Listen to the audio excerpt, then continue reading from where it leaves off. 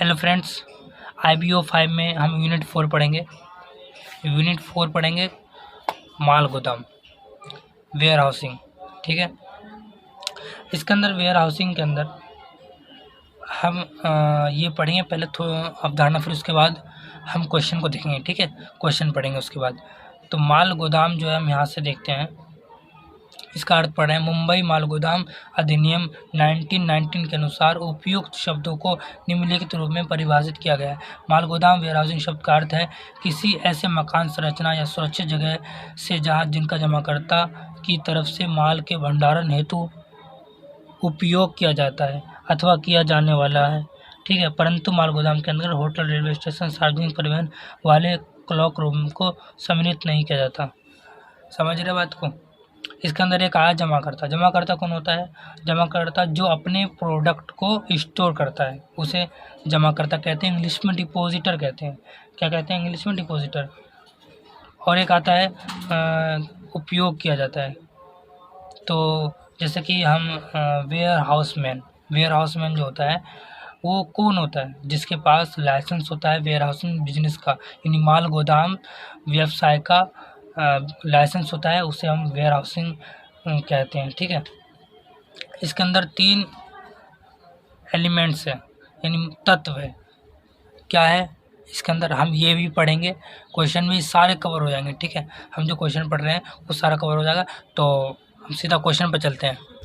सबसे पहला क्वेश्चन है, बहुत प्रश्न हम पढ़ रहे हैं। सबसे पहले तो माल गोदाम को परिभाषित कीजिए।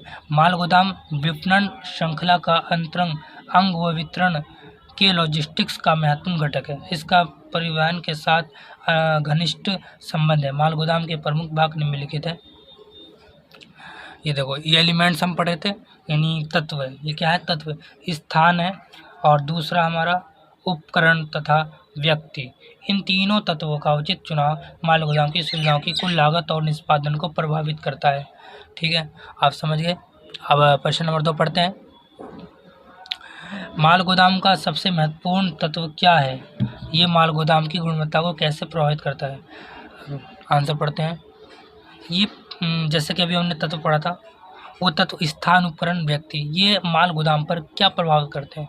तो पढ़ते हैं इसको। माल गोदाम के अनेक तत्व हैं, जैसे स्थान, जगह, उपकरण, तकनीकी तथा जनशक्ति। माल गोदाम के इन तीनों तत्वों से सबसे महत्वपूर्ण तत्व है जगह या स्थान, क्योंकि माल गोदाम की जगह एक उत्पाद है, वह किसी अन्य उत्पाद को भांति इसकी कीमत में भी मांग में परिवर्तन के साथ साथ उतार चढ़ाव आते रहते हैं।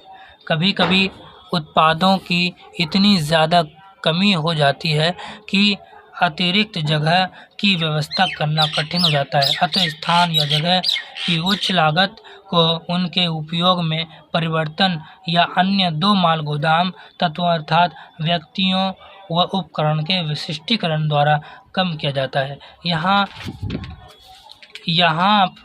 जहाँ ये अपेक्षाकृत सस्ती है, वहाँ व्यक्तियों व उपकरणों का अलग अलग तरीक़ों से उपयोग किया जाता है। माल गोदाम के तत्वों का माल गोदाम की गुणवत्ता पर प्रभाव। माल गोदाम के महत्वपूर्ण तत्व का माल गोदाम की गुणवत्ता पर निम्नलिखित प्रभाव पड़ता है। मतलब उनकी गुणवत्ता क्या क्या है, क्या प्रभाव पड़ता है? तो पहला पढ़ते हैं। यदि जगह या स्थान उचित नहीं होगा तो माल का संरक्षण उचित प्रकार से नहीं हो सकता। यदि स्थान का चयन विवेकपूर्ण तरीके से नहीं किया जाता तो यह माल गोदाम के निष्पादन व कुल लागत पर प्रभाव डालता है, जैसे कि जितना कमाया उतना ही परिवहन में लगा दिया आदि। अब प्रश्न 3 पढ़ते हैं। माल गोदाम के दायित्वों का उल्लेख कीजिए। माल गोदाम के दायित्व निम्नलिखित हैं। नंबर 1, किस वस्तु की आवश्यकता है? नंबर 2, वस्तु की आवश्यकता कब है? नंबर 3, वस्तु की आवश्यकता को किस प्रकार, किन किन परिस्थितियों में पूर्ण किया जा सकता है? मतलब कि माल गोदाम के दायित्व क्या है? सबसे पहले दायित्व, उसका क्या उद्देश्य बनता है कि भाई किस वस्तु की आवश्यकता है, कौन से प्लेस पर, कौन से स्थान पर किस वस्तु की आवश्यकता है, और वस्तु की आवश्यकता कब है, यानी किस दिन, किस वक्त, किस सीज़न में उस वस्तु की आवश्यकता है। ठीक है। नंबर 3 क्या है? वस्तु की आवश्यकता को किस प्रकार, किन किन परिस्थितियों में पूर्ण किया जा सकता है। मतलब जितने भी वस्तु उनको मर्ज करके कब पूर्ण, मतलब कब किस प्रकार आवश्यकता है वस्तु की, ये किया जा सकता है। ठीक है, इस तरह कहा जा सकता है कि माल गोदाम उत्पाद को जगह व समय के कुशल प्रबंध के द्वारा काल मूलक व स्थान मूलक उपयोगिताएं प्रदान की जा सकती है। और ये प्रश्न 4 जो हम, ये बहुत इम्पोर्टेंट प्रश्न है, इसको अब इम्पोर्टेंट कर लें। निजी माल गोदाम व सार्वजनिक माल गोदाम में अंतर। यानी अगर इंग्लिश में अगर हम इसे पढ़ें तो private warehouse and public warehouse में मतलब अंतर बताइए। ठीक है, तो हम इसे पढ़ रहे हैं। पहले तो इसको छोटा कर लेता हूँ ताकि दोनों एक साथ नज़र आए, तो अच्छी तरीके से समझ में आएगा अगर हम दोनों पढ़ेंगे तो। नंबर 1 पढ़ें निजी माल गोदाम यानी कि प्राइवेट वेयर हाउस। ठीक है, पहला है कि इनका संचालन उपयोगकर्ता के द्वारा किया जाता है व इनमें संपूर्ण नियंत्रण का लाभ होता है। अभी इसी के अंदर हम सार्वजनिक माल गोदाम के अंदर पढ़ते हैं। पहला, इसका अपोजिट क्या है? सार्वजनिक माल गोदाम एक स्वतंत्र इकाई है जो एक से ज़्यादा उपयोगकर्ताओं को सुविधा देती है। आसान लफ्ज़ है ये, आप समझ गए होंगे। नंबर 2, जहाँ भंडारण की मात्रा अधिक है वह स्थिर होती है, वहाँ पर निजी माल गोदाम किफ़ायती होता है। और दूसरा इसमें पढ़ते हैं, बड़ी संख्या में ग्राहकों का सेवा प्रदान करने में ये महत्वपूर्ण भूमिका निभाता है। मतलब ये है कि ये बहुत बड़े ग्राहकों की संख्या लाता है, ये यानी कम मात्रा में लाता है। ठीक है, तीसरा पढ़ते हैं, निजी माल गोदामों पर लागतों का भार ज़्यादा होता है क्योंकि यह खुलकर श्रमिक गतिरोध की दशा का सामना करता है। आइए हम यहाँ पढ़ते हैं, ये स्वतंत्र अनुबंध की भांति कार्य करता है। वह सार्वजनिक माल गोदाम पाल अपने किसी ग्राहकों को ग्राम विवादों से मुक्त रखता है। ये हमने देख लिया। अब आप आइए 5 में पढ़ते हैं, माल गोदाम व्यवसाय से आय की दर काफ़ी निम्न है और उसकी पक्वन अवधि भी लंबी होती है। समीक्षा कीजिए। उत्तर पढ़ते हैं, माल गोदाम व्यवसाय से आय की दर काफ़ी निम्न है और इसकी पक्वन अवधि भी लंबी होती है।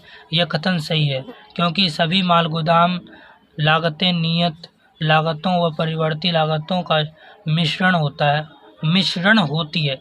माल गोदाम की कुल परिचालन लागत का आधे से ज़्यादा हिस्सा नियत लागतों का होता है। इन लागतों का तीसरा पक्ष यानी माल गोदाम संचालन अपने लाभों को भी जोड़ता है। माल गोदाम एक पूंजी प्रधान उद्योग है, इससे स्थिर संपत्तियों का अपेक्षाकृत उच्च अनुपात होता है। माल गोदाम निर्माण हेतु सामान्यतः उपयुक्त आदर्श स्थान सामान्यतया उपलब्ध नहीं रहता है और जहां उपलब्ध रहता है वहां भी मूल्य इन्हें प्रतिबंधित करते हैं।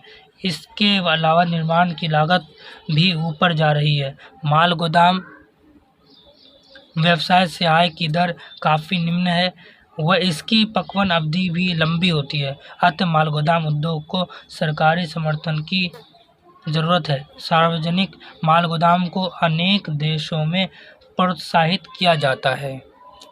आइए प्रश्न 6 पढ़ते हैं, भारत में सार्वजनिक माल गोदाम के त्रिस्तरीय प्रक्रिया का संक्षेप में वर्णन कीजिए। उत्तर, ग्रामीण साख सर्वेक्षण समिति की सिफारिशों ने कृषि उत्पाद विकास भंडारण निगम अधिनियम 1956 इसे माल गोदाम अधिनियम 1962 द्वारा बदला गया है को बनाने का तथा केंद्रीय तथा राज्य माल गोदाम निगमों की स्थापना का मार्ग प्रदर्शित किया। भारत में माल गोदामों ने त्रिस्तरीय प्रणाली की शुरुआत की। इस योजना के अंतर्गत राष्ट्रीय महत्व के केंद्रीय माल गोदाम निगमों के अंतर्गत होंगे, जबकि द्वितीयक बाजारों के केंद्र तथा जिला स्तरीय केंद्र राज्य माल गोदामों के निगमों के अंतर्गत होंगे। गांव तथा सामुदायिक स्तर के केंद्र सहकारी संस्थाओं के अंतर्गत आते हैं।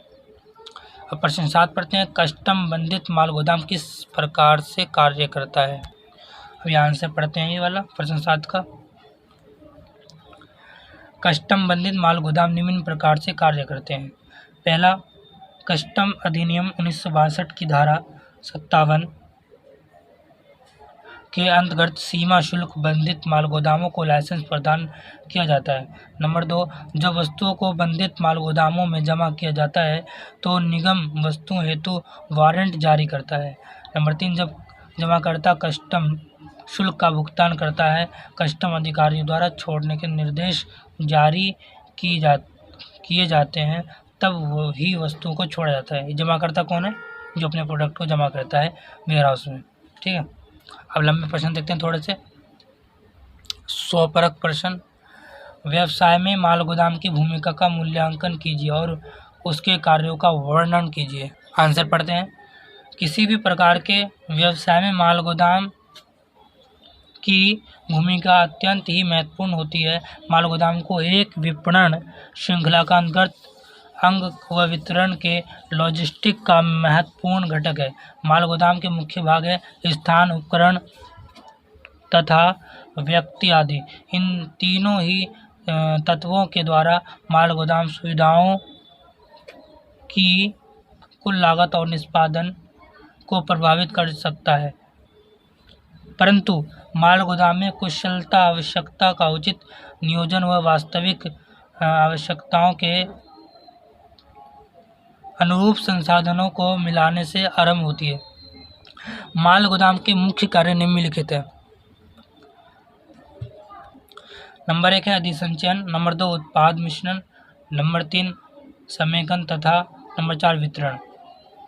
ये प्रश्न 2 पढ़ते हैं। 100 प्रश्न में निम्नलिखित कथनों पर टिप्पणी कीजिए, टिप्पणी लिखिए। क है विपणन की श्रृंखला में माल गोदाम एक महत्वपूर्ण कड़ी है। ख, माल गोदाम माल में काल मूलक और स्थान मूलक उपयोगिता को लाता है। ग है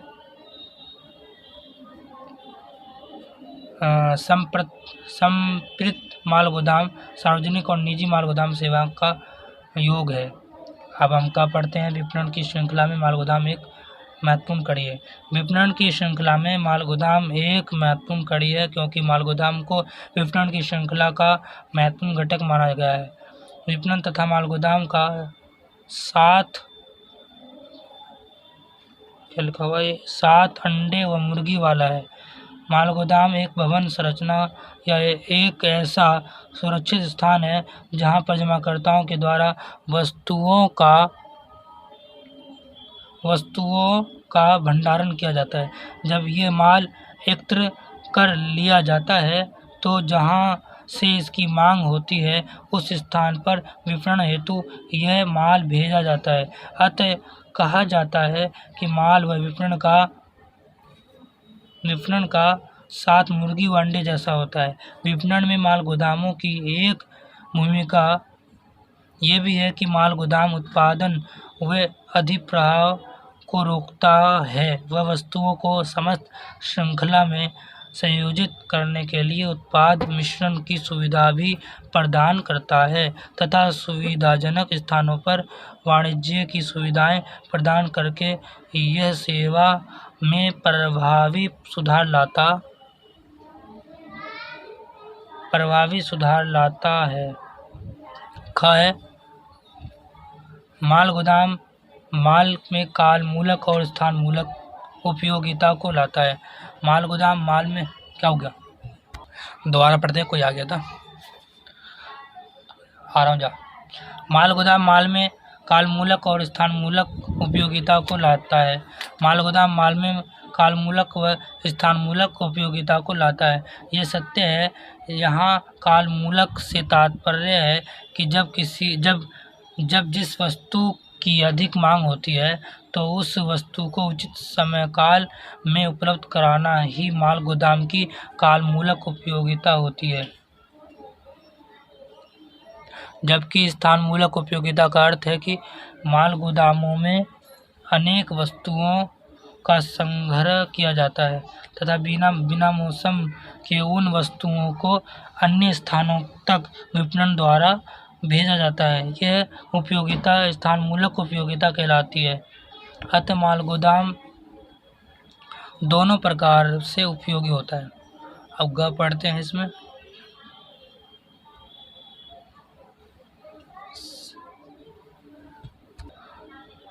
संप्रेरित माल गोदाम सार्वजनिक और निजी माल गोदाम सेवाएं का योग है। संप्रति माल गोदाम सार्वजनिक और निजी माल गोदाम सेवा का योग है। सार्वजनिक माल गोदाम के विपरीत जो महीने महीने का अनुबंध करता है, अनुबंध माल गोदाम की व्यवस्था लंबे समय के लिए होती है। इस अनुबंध का उपयोग सहायक माल गोदाम सुविधाओं जैसे पैकेजिंग, एकत्रण तथा अन्य असामान्य गतिविधियों को रोकने के लिए किया जा सकता है। इन स्थितियों में अनुबंध सेवा प्रदान करने में स्थिरता का तत्व प्रदान करता है। क्वेश्चन 3 पढ़ते हैं अब। सार्वजनिक माल गोदाम को परिभाषित कीजिए और माल गोदाम निगमों के उद्देश्यों को लिखिए। सार्वजनिक माल गोदाम एक पूंजी प्रधान उद्योग है जिसमें आय की दर निम्न व पकवन अवधि लंबी होती है, अतः इसे सरकारी सहायता की बहुत आवश्यकता होती है। निजी संचालक अपने यहाँ रखी गई वस्तुओं का स्वामित्व नहीं रखता तथा अक्सर माल गोदाम कंपनी स्टॉक रखने वाली फर्मों से स्वतंत्र होती है। यहाँ बड़ी संख्या में ग्राहकों को सेवा प्रदान करके माल गोदाम पाल कंपनी स्टॉक रखने वाली फर्मों से स्वतंत्र होती है। यहाँ बड़ी संख्या में ग्राहकों को सेवा प्रदान करके माल गोदाम पाल स्टॉक में परिवर्तन को संतुलित रख सकता है तथा यहाँ संग्रह योग्य स्थान तथा कार्मिकों हेतु सापेक्षता स्थिर मांग की विकसित कर पाता है।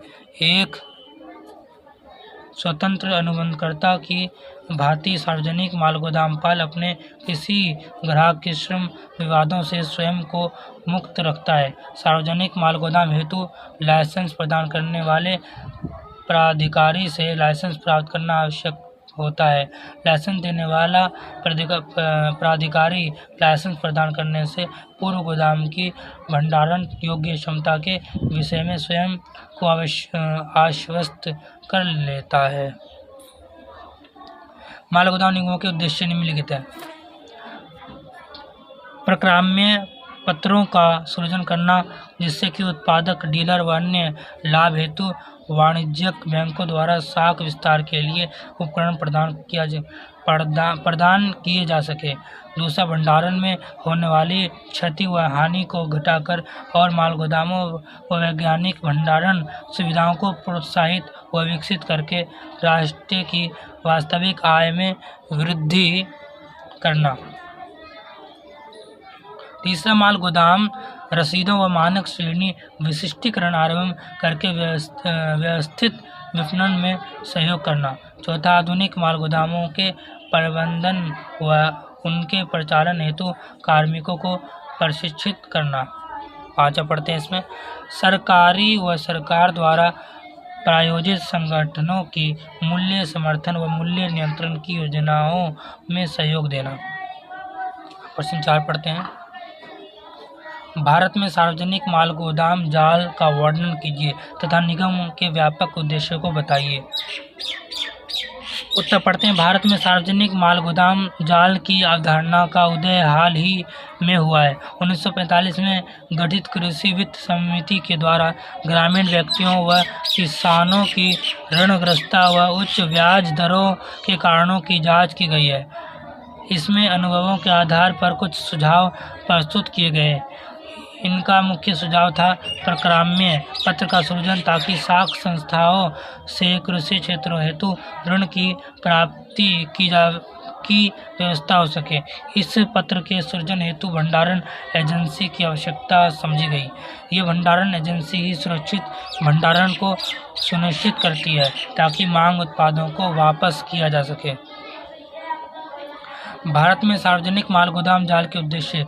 भारत में माल गोदामों के जाल को फैलाने हेतु त्रिस्तरीय प्रणाली की शुरुआत की गई है।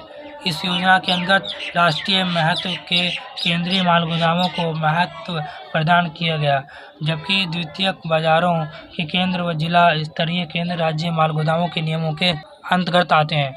ग्रामीण व सामुदायिक स्तर के केंद्रों को सहकारी संस्थाओं के अंतर्गत रखा जाता है। माल गोदाम के उद्देश्य निम्नलिखित है। नंबर 1, प्रक्राम्य पत्रों को सृजन किया जाए ताकि उत्पादक, डीलर व अन्य लाभों के लिए वाणिज्यिक बैंकों के द्वारा साख विस्तार के उपकरण प्रदान किए जाए। दूसरा, माल गोदाम रसीदों तथा मानक श्रेणी विशिष्टीकरण की शुरुआत करके व्यवस्थित विपणन में सहयोग देना।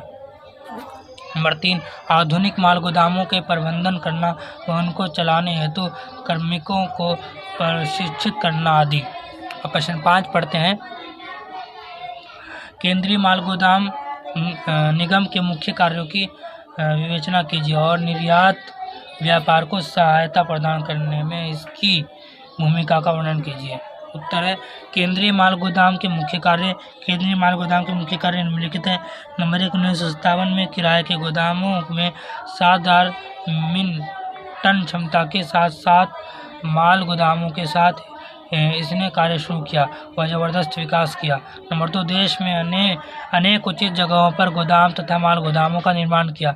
नंबर 3, व्यक्तियों, सहकारी संस्थाओं तथा अन्य संस्थाओं द्वारा प्रस्तावित कृषिगत उत्पाद, बीज, खाद, उर्वरक, कृषि उपकरण तथा अधिसूचित वस्तुओं का संग्रह करने हेतु माल गोदाम चलाना। नंबर 4, माल गोदाम पर कृषि उत्पाद, बीज, खाद, उर्वरक, कृषि उपकरण और अधिसूचित वस्तुओं को परिवहन की व्यवस्था करना। नंबर 5, राज्य माल गोदाम निगमों के शेयरों के अंतर्गत अभिदान करना। नंबर 4, कृषि उत्पाद, बीज, खाद, उर्वरक, कृषि उपकरण और अधिसूचित वस्तुओं को खरीदने, बेचने, संग्रह व वितरण हेतु सरकार को एजेंट की भांति कार्य करना। नंबर 4, निगम संबंधित पक्षों के अनुरोध पर कृषि उत्पादों तथा सूचित वस्तुओं के संबंध में माल गोदाम के बाहर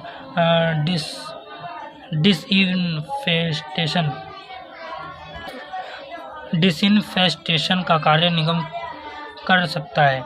निर्यात व्यापार में सहायता प्रदान करने में केंद्रीय गोदाम की भूमिका।